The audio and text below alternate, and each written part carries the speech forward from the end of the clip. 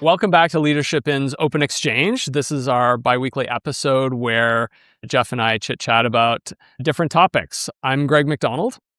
I'm Geoff Wellnitz, and welcome. We're glad to have you listening. How you doing? What's going on? I am in New York. It's exciting to be here, and I'm heading to a wedding upstate this weekend, which I'm looking forward to. Oh, that's exciting. And by the way, we're recording this on a Friday. Tonight is game 2 of the NBA Finals. We are Knicks fans here, so go Knicks. Yeah, I'm looking forward to seeing the energy here. So we are going to talk today about a topic that you suggested. The next battleground isn't who owns the audience, it's who owns the system. And so I think we've got a couple of interesting points here. So I guess what made you think about this? Like, walk us through, and then we've got a few things to talk about. I think one is the big Walmart Connect announcement that they're now activating partnerships through Yahoo and Magnite, DSP and SSP respectively. Bringing that data into broader programmatic environments, I thought was really interesting.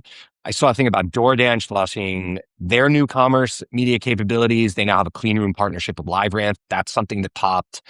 And Google, of course, staying within the Google ecosystem only as usual. They've also expanded their commerce media suite. Those two things popped. That's where the kernel of the idea came.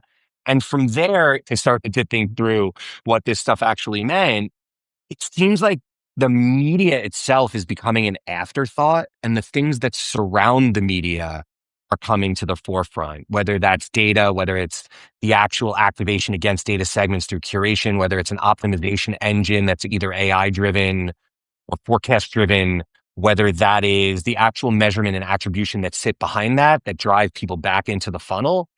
It seems like those are the things that people are investing in more than they are actually investing in the media.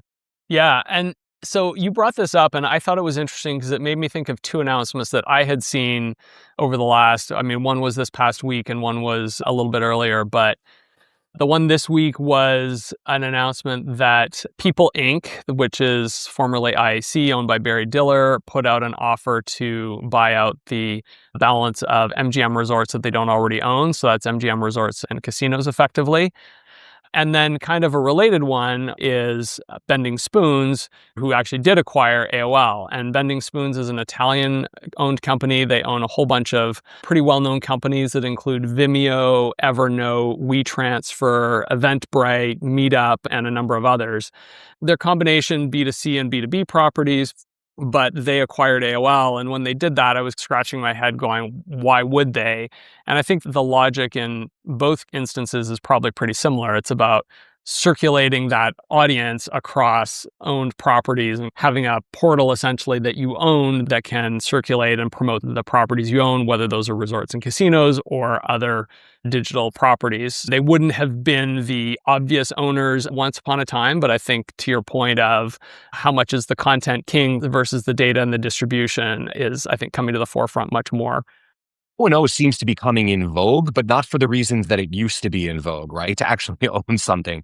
It seems like it's coming into vogue again as a means to an end. So you have a company like InMobi launching an e-commerce platform like Glance as a springboard to actually creating a business that can move through that full workflow and that funnel. And this is a weird full circle moment to me. Also, I worked at Time Warner Turner, when AOL acquired Time Warner Turner.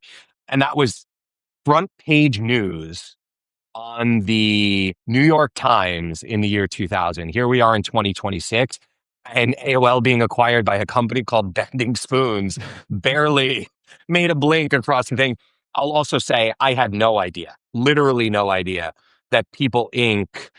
owned any stake in MGM Resorts, much less a 26% ownership stake. So, there's some things that are popping here, and the things that happen under the cover a little bit as, again, a means to an end to drive consumer interaction, to drive engagement, to drive transaction, to drive people in rooms is wild to me. So when I think about the notion of People Inc. using their platform to create an experience that says, hey, don't forget about MGM Resorts. Oh, you went to MGM Resorts. Did you have a good time? Oh, here's incentive to come back and drive this customer lifetime value cycle that's really important in the way they do this. So media has always been an effective channel to drive outcomes. It seems now that people are investing in the things that surround that in order to drive even greater outcomes. And that's something that I find really interesting. I think the point on outcomes is really critical because that has been what has driven the whole media cycle. But the tension that's going to happen as you start having non-media owners having to invest in media is that it's expensive to do it. And on the surface, it looks like the ROI might not be there unless, depending on what your monetization engine is.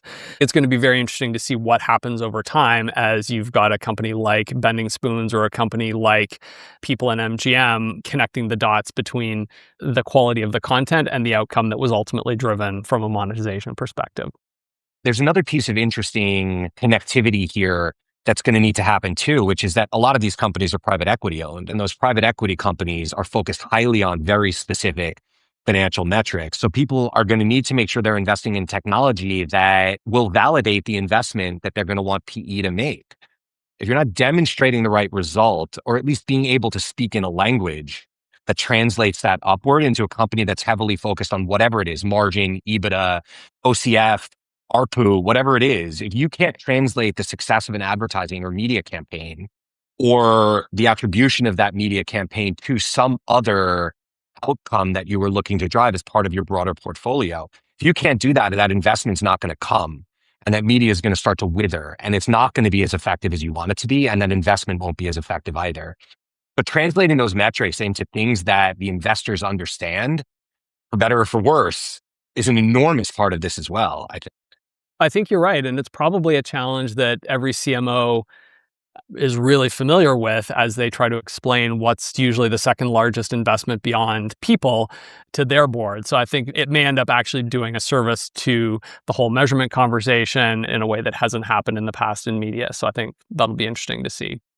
Any prediction for how this goes, let's say either 6 or 12 months out? Since we're talking about MGM resorts, I wish I had one that I could bet the farm on, so to speak. But I suspect you're going to see more of it. This has been going a long way for a long time. The data and the ability to curate that data, drive outcomes, and actually do real, either multi-touch or single path attribution back to that media campaign is 100% going to be the focus of companies going forward.